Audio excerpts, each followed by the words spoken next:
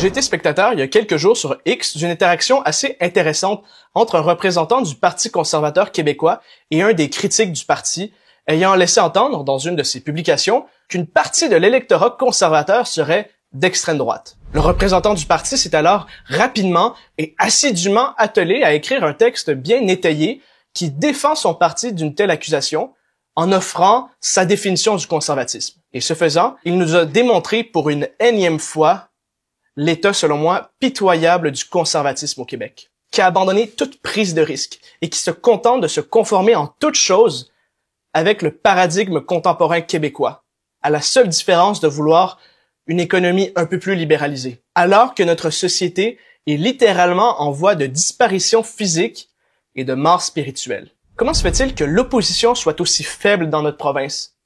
Et quelles sont les voies vers l'avant pour une véritable réforme conservatrice? Bonjour, ici Philippe Letoli-Martel, j'ai 21 ans. Depuis plusieurs années, je suis dans un cheminement pour en apprendre plus sur des sujets qui me passionnent, comme la philosophie, la politique ou la religion. Je me suis donné comme mission de tirer la culture québécoise vers le meilleur. Bienvenue sur Action Vitale.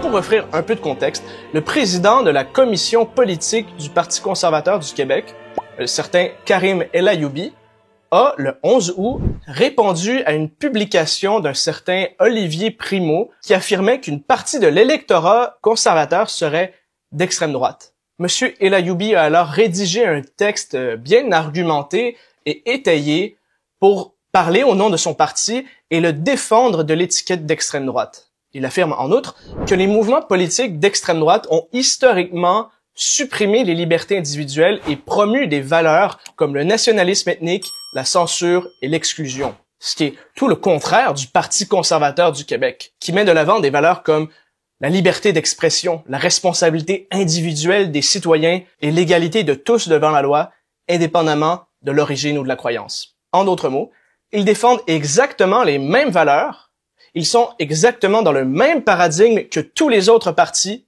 à la différence qu'ils veulent une économie un peu plus libéralisée et un État un peu plus petit. Voilà tout. Voilà ce qui représente la résistance conservatrice au Québec. Ce qui revient à dire que cette résistance, cette opposition, n'existe pas. Alors qu'on me comprend bien. Je ne critique pas le Parti conservateur du Québec parce qu'il défend la liberté, mais parce qu'il met de l'avant une définition de la liberté extrêmement superficielle, sans mentionner nulle part le bien moral en vue de quoi la liberté existe. Il reste complètement silencieux sur des enjeux critiques et fondamentaux au conservatisme, comme la famille, la moralité sexuelle ou le patriotisme, qui sont toutes aujourd'hui continuellement attaquées au Québec. En se revendiquant de la droite et du conservatisme, ils abandonnent simultanément les principes fondamentaux de la droite et du conservatisme en espérant d'aller ratisser un électorat plus large qui normalement ne se serait pas revendiqué de ces idéologies. Mais la publication d'Olivier Primo, un peu comme leur défaite cuisante à Arthabasca, démontre le contraire.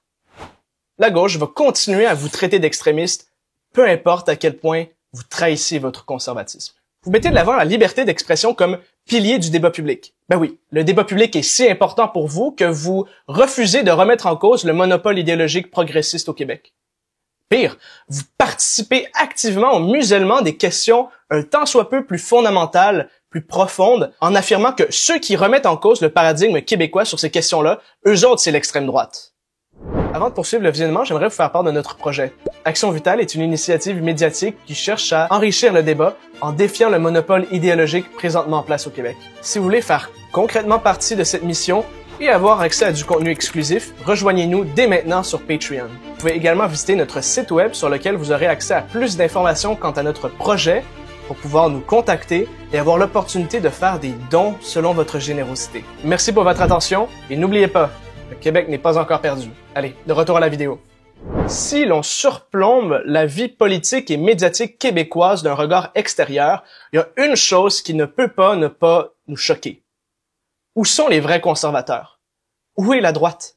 N'est-il pas censé y avoir des débats et des désaccords dans une société normale? Comment se fait-il que tout le monde semble s'être mis d'accord sur toutes les questions fondamentales touchant à l'organisation de notre société, alors que les dirigeants du mouvement conservateur se préoccupent exclusivement de l'économie et des débats comme le troisième lien? Notre société est littéralement en train de disparaître. Depuis des décennies, essentiellement depuis que l'on a abandonné la foi catholique de nos ancêtres, on est en voie de disparition et aucune réduction de taxes ou d'impôts ne va changer ça. L'âge médian des Québécois dans les années 70 était de 25 ans. En 2024, il était de 43 ans. Il y a plus de personnes de plus de 65 ans que de personnes de moins de 19 ans. Et la raison, elle est extrêmement simple. Nous avons abandonné la culture de vie et l'avons remplacée par une culture de mort. La culture de mort tend en soi au néant. Pour compenser notre dénatalité, nous avons recours à une solution extrêmement court terme de l'immigration de masse, et voilà que les Canadiens français deviennent minoritaires sur leur propre territoire. Nous sommes l'endroit au monde où il y a le plus de suicides assistés. Nous faisons partie du seul pays qui n'a aucune loi restreignant l'avortement. L'un des seuls pays au monde qui avorte des bébés pendant les 9 mois de grossesse. Notre culture encourage la consommation de la drogue et la dégénérescence sexuelle. Qui peut contester qu'il s'agit de problèmes légitimes? Et surtout, comment se fait-il que personne n'essaye d'y remédier? Beaucoup de conservateurs se refusent d'aborder ces sujets par peur de s'aliéner la population et d'échouer électoralement. Alors, premièrement, j'aimerais leur demander, est-ce que votre stratégie de compromis a fonctionné très fort récemment? Vous laissez traîner à gauche d'année en année par vos adversaires, est-ce que ça a produit les résultats escomptés? Est-ce que on a arrêté de vous traiter d'extrémistes? Certainement pas. Deuxièmement, la raison pour laquelle les valeurs conservatrices ont tant reculé au Québec, c'est précisément à cause que les personnes qui étaient censées les défendre ne l'ont pas fait et sont restées silencieuses. L'Église catholique, qui était de façon très concrète la fondation morale des Québécois jusque dans les années 70, a d'elle-même voulu se retirer de la vie publique. Ou plutôt, certains membres de son clergé ont pris cette décision. Nous avons abordé cela plus en détail dans une autre capsule, mais essentiellement, je crois que le fait que le clergé a, à bien des égards, négligé de défendre la foi et les mœurs contre les attaques idéologiques du progressisme, c'est la principale raison pour laquelle nous sommes dans cette situation au Québec. Par conséquent, la solution, ce n'est pas de rester silencieux. Au contraire, c'est de se faire entendre. C'est d'avoir le courage de défendre la vérité publiquement. En tant que conservateur, il ne nous faut pas simplement défendre l'économie contre les régulations excessives du gouvernement, même si c'est important et que ça a sa place dans le mouvement. Mais il faut aussi et surtout promouvoir un retour à la foi chrétienne qui est la seule façon, sur le plan individuel, de sauver nos âmes et sur le plan collectif, de sauver notre peuple de la disparition et du nihilisme. Ici Philippe Letellier-Martel d'Action Vitale.